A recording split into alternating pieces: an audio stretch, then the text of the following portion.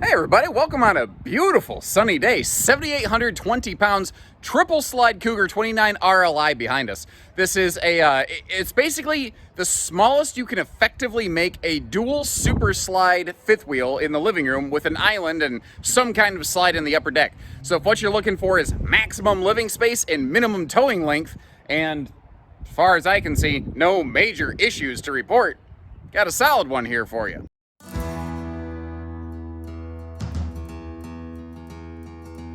Overall, everything in here looks pretty darn good. It is used. It shows a little bit of signs of it, but I mean, nothing major. Up top here, we've got one of those larger XL vent fan kind of jobs. So it's going to sound funny, but sometimes I record these video segments not in the order that you watch them. When we get up in the roof, you're going to see me get confused for a minute, wondering why one of the roof vent covers, of which there's 4, doesn't match the others. It's because that bigger vent fan actually needs a little bit bigger, heftier vent cover so it doesn't get sucked down and crushed. Now, if I see something potentially concerning, I like to get that right out of the way. I've not seen anything significant. I noticed that 2 of these LED light fixtures are, first of all, the covers I have not located. They might be in a drawer somewhere, but they might not be here. I also noticed that they're not turning on. So easy thing to kind of swap out. I also noticed it looks like they pulled the cover down on this one and put maybe some paper or something up in there. Maybe it was a little too bright for their taste, although the other lights here in the living room are working normally and don't have any sort of covering in them. So I'm not exactly sure what the reasoning for that might have been, but obviously it worked for those folks. Now, this floor plan isn't exactly in production today, but something very darn similar to it does exist. The 30 RLS Cougar in today's world is effectively the spiritual successor of this one, where what they did is they flip-flopped the slides. They did have to extend the RV a little bit, but it puts all these big windows over here over on the door side of the RV. So if that is your preference, give us a call, because we have floor plans like this both ways. It sort of depends on your campsite and your preferences there.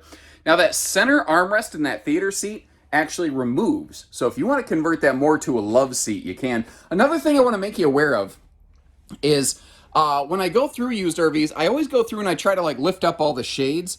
Any of the shades that are up are obviously working normally. The shades that are left down right now are because the strings basically need restrung. Something must have got popped or snagged at some point in there. And again, I'm just trying to be totally transparent with you so you know exactly what you're getting into here. Like a probably, from what I can see, never used hide-a-bed sleeper sofa over there. And I always like how Cougar puts some nice size side stands on both of those. Like, I'm one of these clumsy, forgetful goofballs that I'll sit down with my dinner plate and I'm all excited and I go to crack open my drink and I don't have one. So it's nice to have that side stand to put my drink down.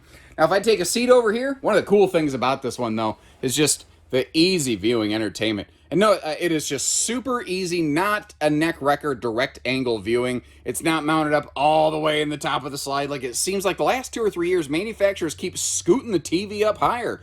Quit doing it. Nobody likes it. We need the TV down here just above the Tootsie Toaster. But what I kind of thought about with this one is the way that they left that all wide open.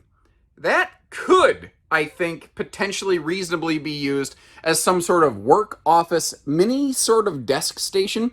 Now, that TV also pivots around, so if I take a seat over here at the other couch, first of all, you see that it's not bad from here. But secondly, that TV can pivot and kind of split the angle, so if what you're looking for is a little bit more of a conversation starter kind of situation over here, you can do that too. Now, I love it whenever I see stuff like this, but I usually don't display it like that. Leaving the chairs in the travel position and all strapped down. I didn't do that. The previous folks did. And that's not a guarantee, but it's a good indicator to me that this is an RV that was smartly, intelligently well maintained. Kind of like all the original owner's manuals right there. People who keep track of their stuff tend to keep track of their manuals. They tend to go ahead and strap their chairs down for transit so they don't get banged around, you know. It's funny how those little indicators tend to tell a bit bigger story. Let's go ahead and open this up on the coffee bar while we're looking at storage space over here. And as we pivot our way around, the microwave could use a cleaning. That's, I think, in the kitchen, the worst thing that I've noticed. But the refrigerator looks good. You see there's some good storage down there below all of that. We've also got, you see the storage space above the TV, then a little pocket down here by the fireplace. But we're not quite done, because the entire island is just wide open storage, which I think is pretty darn awesome. Now, in the kitchen, we've got solid surface countertops. In some of the areas otherwise in the RV, like the sofa side stands, they are a T-molded countertop. I mention that only because the newer Cougars tend to be a little more consistent with their counters, doing a sealed edge press membrane all the way through. We put out a lot of new RV videos, and I don't want folks to sometimes make accidental assumptions on new versus used. Again, my whole point to everything that I do here at Haylett RV is making sure that you have the best expectations possible when you come to visit us. Couple handy things here in the hallway as well. You see this little kind of shelf. Now that could be handy for like a little letter opener, maybe some mail that you got to send out the next day. But the other thing it could be good for is like a little phone charging station next to this thing, or a remote control system. If you want to operate the slides, the awnings, or even the levelers, you got a little remote control where you can do that. And I'm gonna sneeze, pardon me. All right, situation nose under control. Instead of a 2-entry bathroom, Cougar was one of the first to really say, what if we just gave him a giant shower and we didn't care about that other door? And I think overall, in time, more people felt that this was their preferred way to go. And by the way, that is full storage down there below the sink. Hopefully I didn't jerk the camera around too much. Now, as I was looking around, I actually spotted something just now that I want to check out. I think I know what it is, but okay. So this is all solid. All right, I'm gonna quit Woody Woodpecker in this thing. But I noticed that the wallpaper here was a little bit loose. What I suspect happened, somebody like me, I love hot, steamy showers. I love to just sit there and just take like a steam bath shower combo thing. Well, that creates a lot of moisture here. Even if you're running the vent fan, sometimes you can overpower it. That is solid, so it tells me that that's just kind of like steaming a stamp off an envelope right there. But when I see wiggly, wavy wallpaper, I definitely want to check that out. Up here in the master bedroom, we do have a sliding pocket privacy door. You can kind of see a little bit of just the signature of that there. This is also an older generation that does have that taller step that a lot of the newer fifth wheels have gotten rid of. But if you start paying attention, you might also notice that is also why a lot of newer fifth wheels have gotten taller and taller. To get rid of that step, they had to basically start shoving the bedroom up toward the sky. Now, this is 50 amp, by the way. It's a single 15,000 BTU air, but if you want to add a second AC, she is all prepped and wired for that. Let's take a look at the storage space here, starting over here in this cabinet. You see how they added some shelving? There's a lot of people say, you know, I go camping in t-shirts. I don't need suits. I don't need hanging space for Uncle Gary's sundress or nothing like that. Around here, the corner too, you've also got yourself bedroom entertainment facing straight at you. Now, I'm kind of wondering what that is.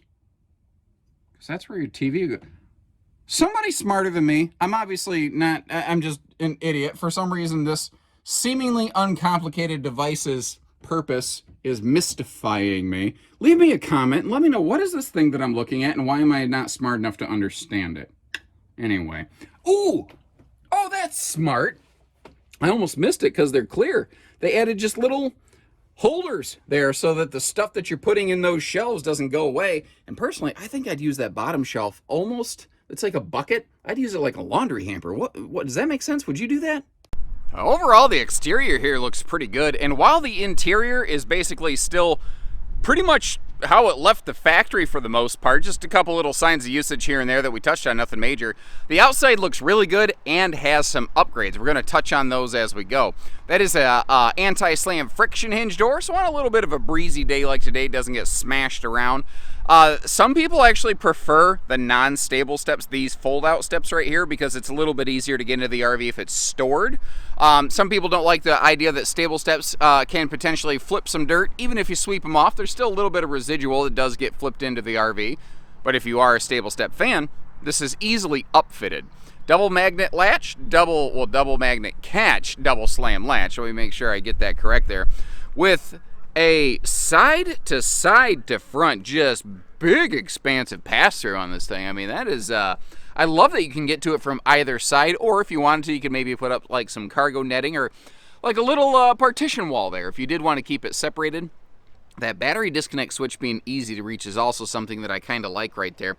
And it's up kind of high enough that you don't got to worry so much about like shifting cargo potentially causing any sort of concerns there.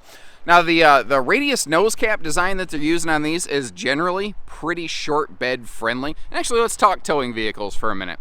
So for the most part, and I can't guarantee it until we actually get some measurements, and our team can assist you with that, but for the most part, this is going to be 6.5 foot bed friendly. Now that's what we used to call, when I was a kid, a short bed. Well, now it's kind of become sort of known as a standard bed, with a 5.5 foot bed being a short bed that we used to call a shorter than short bed, with 8 foot box still remaining long box. On a 6.5 foot bed, generally speaking, you're going to get up to like an 88-degree turn on this and you're going to be okay. What kind of vehicle are we looking at? Just because of the hitch weight more than anything, it is enough weight that I do think it's starting to exceed a lot of common class half-ton capacity. A lot of half-tons like, I can pull 10,000 pounds. Sure. But what can you haul in the bed of your truck, the payload rating? With that bed slide, that closet slide up here, it adds enough hitch weight on the front of this that typically it's going to exceed most half-tons. That's why I do generally recommend a 3/4 ton pairing with this. Now, I got to hit on this real quick because you see, we've got slide awnings, and then they added a slide awning. And I'm struggling to find a way to phrase this better. Like, obviously you got a slide awning topper, but then there is a traditional window covering awning right on the face of the slide right there. It's a little bit unconventional, but what it's gonna let us do is be able to open these windows and get that nice breeze on, well, days like today. The fact that, though, I like this little doodad here. It's easy to miss. The fabric on the mini awning on the face of this window slide actually has like a little compression wrap on it. It's actually kind of helping protect it, sort of like you see sometimes a sleeved awning. That's a neat little thing they did right there.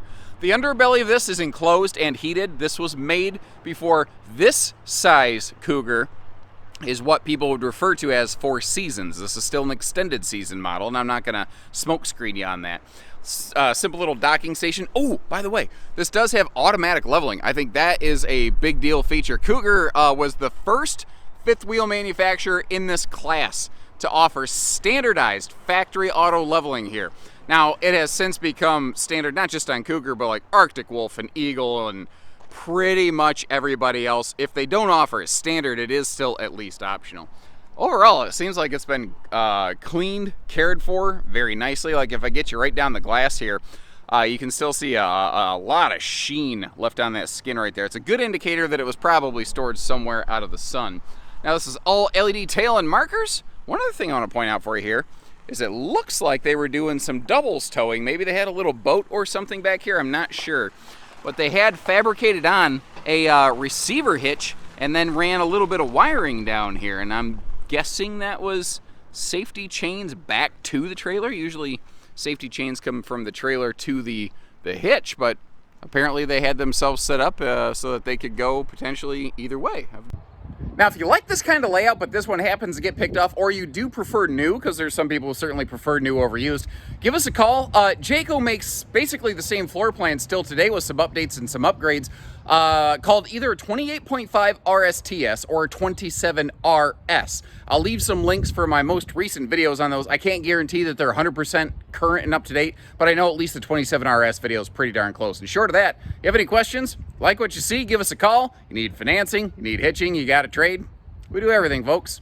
Look forward to meeting you. So take care, stay safe, have fun, and happy Haylett camping, everyone.